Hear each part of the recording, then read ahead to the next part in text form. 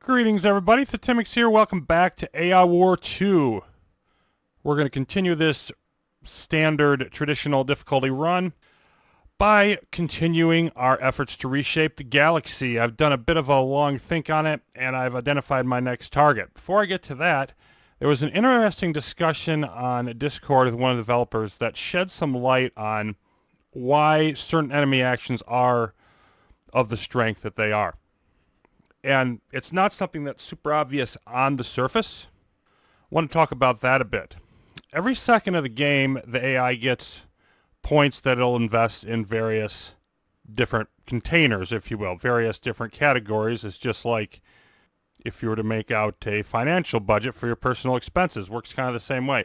So the strength of that last CPA, the first one that we got, for example, was determined by what the AI progress was, not just when it was generated, but the whole time from the beginning of the game until when it was generated. And of course, at the beginning of the game, it was down at 10. So you could actually have a scenario where, like, let's say we kept the AI progress about where it is. The next CPA would still be quite a bit bigger than the first one because it'd be starting from 30 or 50 instead of starting at 10 at the beginning. And that doesn't show up so much when you're looking at, say, for example, the waves. But it has a big impact when you're talking about like AI reinforcements throughout the galaxy, CPAs, things that operate on a longer time scale. So one of the implications of that is simply anytime you have the chance to reduce AI progress, you definitely want to do it right away. If you're going after, for example, the coprocessors, it makes quite a bit of difference if you hit one of them and hit the other ones like 10 minutes later versus if you can hit them closer to the same time. You'll have less time at that elevated AI progress for the AI to get more resources. And so I really think this is an important thing to keep in mind, and it makes hitting AI progress reducers as soon as you can even more important than I already thought it was. Okay, so for our next target, I'm going to come all the way over here, and I want to hit this GCA over here. A couple reasons for that. One, it's in a defensible location in the system. We should be able to hang on to it. So my goal is going to be to hang on to it and not hack it. And so that's one thing. Obviously, we need to do more scouting. This is a great location for scouting. It's right at the front. Now, we are taking a risk here because we don't know what's in these systems, and we may end up having buyer's remorse and end up hacking it anyway if these systems are particularly terrible, or we may end up having to do some neutering or whatever. But I still think it's going to be beneficial. I'm definitely going to want to get at least one more GCA. And if we look what it has, it's got nucleophilic and sniper turrets. Now, as it turns out, both of those use the generalist tech type. And we have, down here, I'm not going to get it yet, but there is a generalist tech vault. So we can get those up to at least Mark II for the price of just a bit of hacking. If we really wanted to, we could invest one more tech into it or two more and get them up higher. So then we'll essentially have more sniper turrets than we currently have. We'll have MLRS, we'll have Pike, and nucleophilic. And so we'll have a decent variety of turrets at that point on all of our planets, even the ones with no battle station help. And we'll have gotten more scouting, which is our key objective at this point in the game. There are some other fleets out there we could grab. I don't really like any of them, so I'm not going to go after those, at least for now. Now, getting there offers a couple of challenges. One, I'm going to want to resettle this system for a couple reasons, but one is because this will only be 4 jumps away. We'll still probably promote some AI reserve activity, but it'll be less than if we left this alone and had an even further distance to our territory. It'd be pretty painful, the deep striking response, I would guess, doing that. So this will shorten that distance. Then we've got this ARS that I'm going to want to hack. We'll get to that in a moment because we have a resistance of 75 here, 71 here. These are both Mark IV systems. They're going to be a little bit painful to get through. This one here actually isn't that bad, the target Mark III, but unless we want to do some scout hacking, and I don't want to do that, we can't go any other way. And besides, this is Mark IV here. Those would probably not be looking much better for us to get through this path. So it's sort of unnecessary evil there. We could probably do it with our current fleet, but it could get a little bit rough with only 40 strength going up against that much resistance. And of course they're actually higher than that because these were scouted like close to 15, that one like 10 minutes ago. This one's almost 15 minutes ago. So I want to strengthen our fleet a little bit before we go in. I also spent a good amount of time thinking about how I want to do that. And I've decided to go into the disruptive tech line. And I considered, how much do I want to do that? When we finish this off, we're going to be at, I said, a little bit over 9,000 science. If we add them together, it's going to be basically 9,250. And so after pondering it for a while, I'm going to buy 2 of these, and that's still going to give us a few thousand left. We really need to be careful with science for a while now to build that back up. We have plenty of hacking if I needed to go hack for it or whatever. And I'm going to go ahead and do this. Now, you can see that 1, that's going to improve our pike turrets. 2, it's going to improve the pike corvettes we already have. But one of the main reasons I want to go disruptive is that there's a lot of ships in there with a medium hull type that we can get from the ARSs we have access to. So we're already going to get the 1 boost here, plus 1 mark there. And so by adding into those, that's going to be basically, I'm looking at that as my secondary tech line in addition to the fusion, utilizing the same hull type because of how expensive those techs are. So if we bump this up a couple times, then we will boost all of that.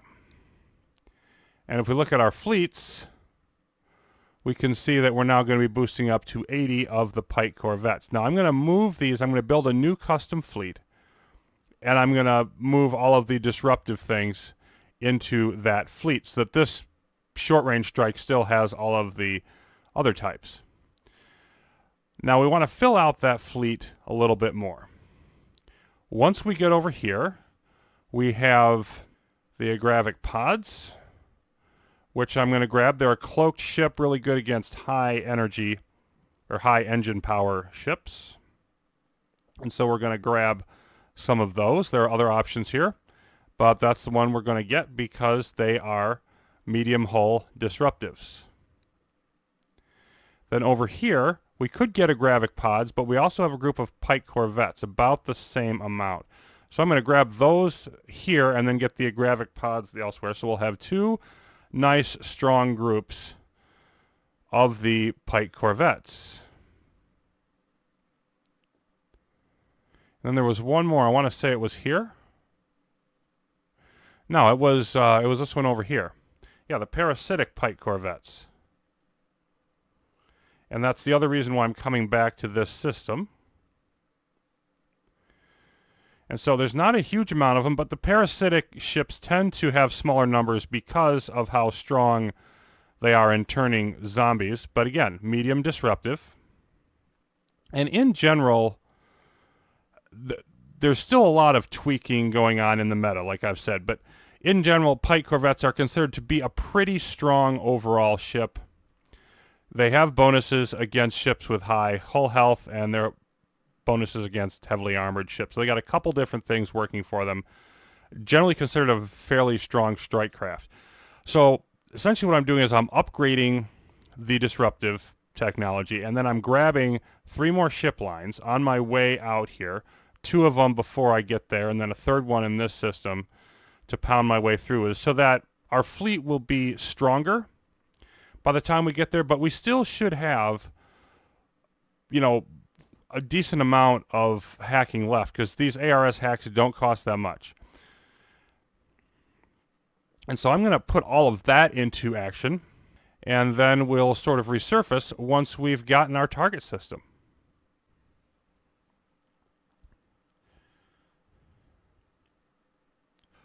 Well, we've reached the target, and I think that this is going to be a sort of an instructive battle. A couple things. First of all, there's been a lot of back and forth. I got caught with a counterattack because I thought I had knocked out all of the guard posts in one of these systems to get through it, but I actually hadn't. And so I left it for too long, counterattack activated, etc. Now, Decided to just sort of leave it at that because it was sort of an instructive bit. And dealing with threat is going to be more and more important as we go through. Now, it got up to over 70 at one point. We've started dwindling it down, but 47 is still a decent amount. And they keep coming into stellar ancestry, either that way or through waves, and I've had to send my fleet back and defend and come back over. And then the Marauders keep taking over systems, and the AI flattening them most of the time with waves that they send into those planets, and so on. And that also contributes to the threat, because they'll knock out the Marauders, and they'll just be hanging around. And so all of those interactions are being interesting, because you can see that, you know, you've got these two waves coming in there, and, you know, this one is heading here where there were Marauders, but there's not anymore, so it's just going to get flattened. And then, of course, some of the waves come in, and, you know, you come in and relieve them, and then they go flee. Their AI in this game is much more quick to just abandon a fight and run away if things aren't looking in their benefit. And so all of that just makes it a lot more difficult to keep your eye on the threat. But we did eventually get over here. And if we look at our fleets, I've divided them up because there's an eye on eye in here that we'll see in a minute. That's why I've only got my two strongest fleets in there. But this is the new Disruptive fleet. And you can see it's actually, you know, by strength, slightly stronger than our Fusion fleet. But we've got now, there we go, 4 sets of Mark IV ships. And I could move the parasitic corvettes in with these and just have a parasitic fleet. And I probably will do that at some point, depending on what other stuff that we grab. But I've got those two assigned to 1 and hotkey 2 for the other fill-in fleets. And overall, our total fleet strength has increased by about half again to now it's in the upper 50s. So if we pop in here, because I think this is going to be sort of an interesting battle to show off what's going on. There's our eye on eye. We don't want to tick that thing off. And like some of the other ones that we've hit, this is just a bunch of stealth guard posts and then some guardians basically in here. And there's some turrets, some ambush and grenade launcher turrets around this. None of the really severe ones. Over in Bulak, our last conquering, we had to knock out 3 of these, but I'm leaving these ones over here alone. Mark IV beam cannons. And those are semi-ridiculous. You know, just a bunch of extra damage to stack squads. And, you know, they attack everything in a line. So if you send a bunch of strike craft after these, you pay a heavy, heavy price. Okay. So let's see what we want to do here. We're going to take our fleets. And what I want to do for the moment is, you know, you can unload them on top of something, and that would help with our pulsar tanks. They get that bonus when they first enter the system, but the ambush turrets would easily counteract that. So I'm just going to preserve the fleet, move it out to the edge of the system. Enemy incursion on border planet. And we're going to unload here. Under attack in enemy territory. Then we're going to gradually work our way in there. And the ambush turrets only get that bonus for about 15 seconds. So that time should be up. And let's see, let's just take out this Guardian. And as we move through the system, there we go. And the parasitic corvettes are really nice and helpful here. We're starting to get in range of that. I want to knock out this post. There's our first stealth post. Boom, boom, boom. And then just clear out everything I can in here. You can see all of those parasitic ships going a little bit crazy. Up here's some more. And you can see, like, the comparison in numbers, we seem to be wiping them out pretty quickly. And the reason for that, of course, is, again, this is a Mark III planet.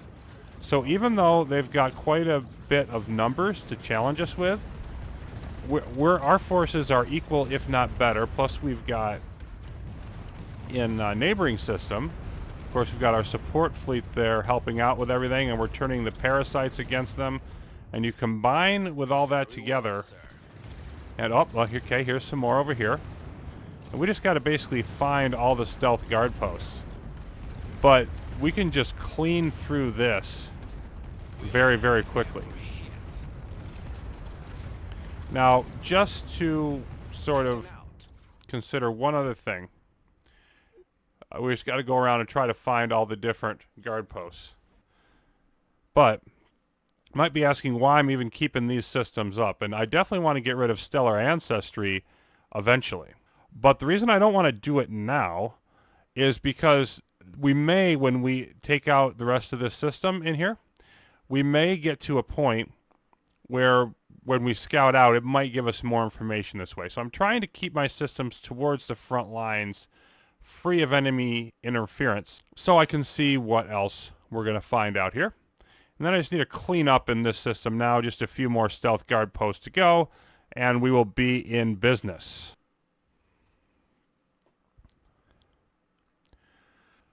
It became necessary to send the whole fleet back here to deal with an incursion of threat. We barely got there in time, but we did. And now we can see that, again, the threat is being reduced further.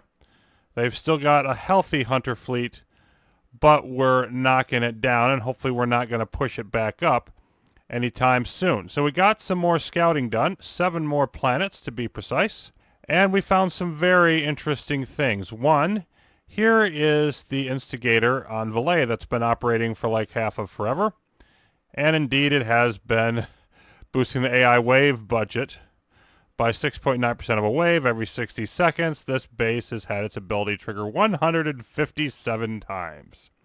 So if you do the math on that, what that means is that we've faced 10 additional waves, more or less, beyond of what we needed to. So we're obviously going to want to knock that out, but there's a new instigator somewhere where we don't know where it is, which just appeared. So we basically trade one instigator for the other. Nonetheless, we will want to knock this one out. The ARS there is a very nice one. We can take fusion bombers or we can take pulsar tanks. And we're definitely going to go for the fusion bombers. But that's going to make our fusion line even that much stronger. And this is actually right in the same range in terms of number of ships as the original ones we got at the start of the game. One of them has 80 and one of them has 60, and this another 64. So that's going to be very powerful for us. Turret coordinator, we're going to want to definitely grab this system at some point and do all that, but we'll want to knock out the instigator probably first. Even bigger priority, though, is over here. This is another great system. First of all, it's right next to this one, so it'll help us defend. And then we've got this, a tech vault giving us more fusion. So that would move all of our stuff up, all of our fusion lines up to Mark 5 and Mark 4, which would be outstanding. As a Warden fleet base, we'll get rid of that. And a major data center. And even better, if we hop in here, they've got a few Mark 4 guard posts of different types. So that's going to be a bit of a challenge, nothing too bad. They've got an orbital mass driver, but here is the data center down here. Very defensible location. Nice field of fire here against these two coming in. And we could even tilt it a little bit towards Glass Globe because this one is going to be a friendly system. I don't imagine there'll be as much force coming through there. So being able to find a major data center, obviously huge. We've been looking for something like that.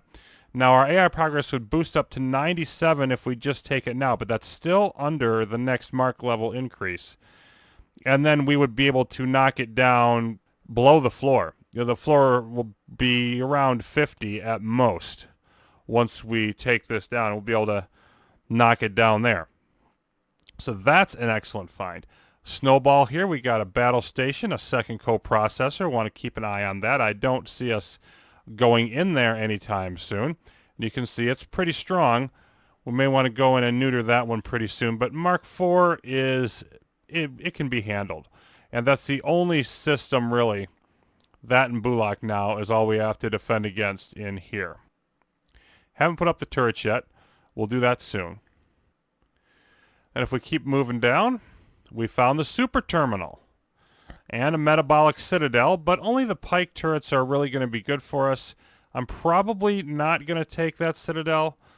May consider it, but unlikely. The ambush turrets make one think about it, though. We'll see. But anyway, super terminal's here when we want to handle that, and I'd like to do that before we use up too much hacking so that we can use it for optimal effect. We're going to want to explore more, and I'm basically just going to do enough hacking to make the fleet as strong as I need to at this point. So let's see, another GCA down here. Not too exciting there, and another distribution node. So we've got a couple of those that we can knock out to get more hacking, more science. And then over here we did indeed get what we wanted. Look at this. This one has nothing. Literally nothing of use. That's kind of a rarity. But we've got a data center in here along with a raid engine to contend with. Not too excited about that ARS, but we'll definitely want to hit that data center. And we want to keep Stellar Ancestry up until we can do that. So I think the path forward from here is, one, knock out this system. Claim the major data center, get that extra fusion to power our fleet.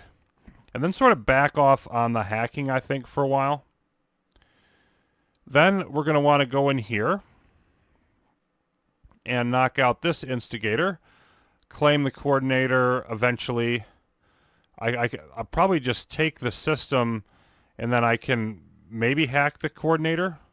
I don't know if I'm going to want to take the system and defend the coordinator or if I'm just going to want to hack it. We'll see. We're definitely going to want to hack that for the fusion bombers eventually.